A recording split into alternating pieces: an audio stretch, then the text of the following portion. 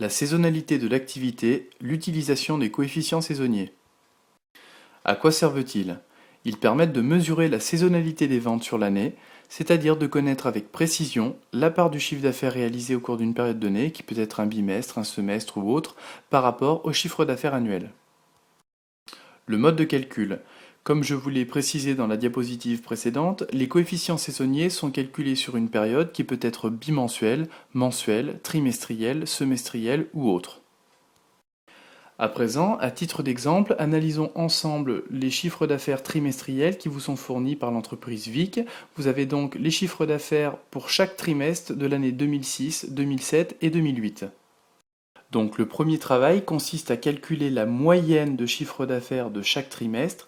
À titre d'exemple, le premier trimestre, le chiffre d'affaires en 2006 était de 50, le chiffre d'affaires en 2007 de 60 et le chiffre d'affaires en 2008 de 65. Ces trois chiffres étant le chiffre d'affaires réalisé pour le premier trimestre.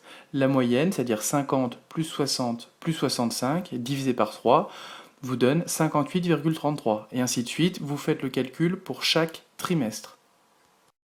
Une fois ce travail effectué, vous devez calculer ce que l'on nomme la moyenne des moyennes, ou la moyenne générale, c'est-à-dire 58,33 plus 75 plus 138,33 plus 88,33, le tout divisé par 4, ce qui vous donne donc une moyenne générale, ou une moyenne des moyennes, de 90.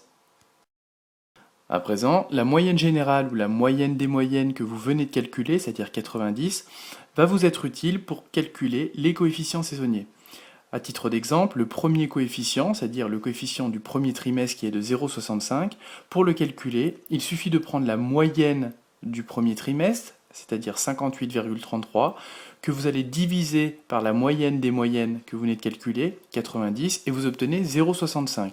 Et ainsi de suite pour chaque trimestre. Deuxième trimestre, 75 divisé par 90 égale 0,83, etc.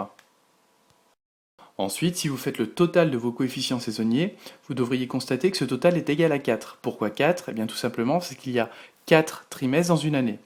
Si toutefois il ne s'agissait pas de trimestre mais de bimestre, à ce moment-là, le résultat serait de 6. Pourquoi? Parce qu'il y a 6 bimestres dans une année.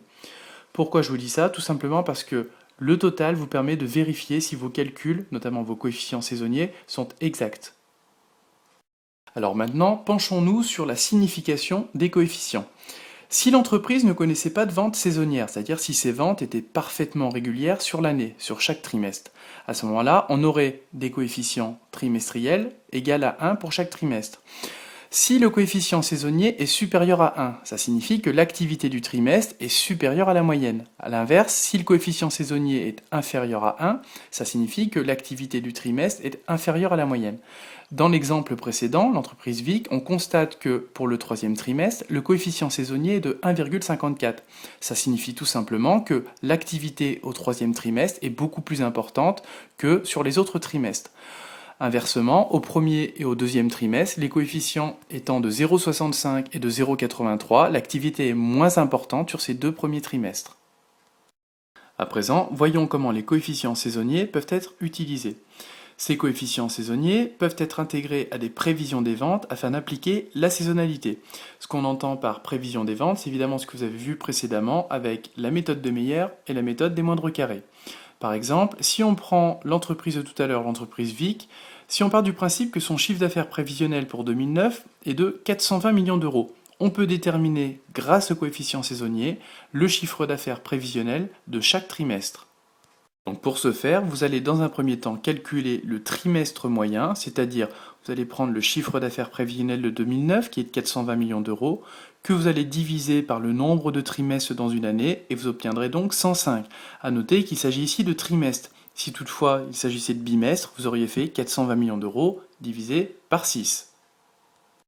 Ensuite, vous pouvez obtenir le chiffre d'affaires du premier trimestre et des trimestres suivants d'ailleurs en réalisant l'opération suivante. Le trimestre moyen, 105, multiplié par le coefficient saisonnier du premier trimestre, c'est-à-dire 0,65, et vous obtenez 68,25. Là, vous avez le chiffre d'affaires prévisionnel du premier trimestre 2009. Vous pouvez appliquer ce calcul pour chaque trimestre, c'est-à-dire vous prenez le trimestre moyen et vous multipliez par le coefficient saisonnier du trimestre concerné, et vous obtenez le chiffre d'affaires prévisionnel du trimestre que vous recherchez.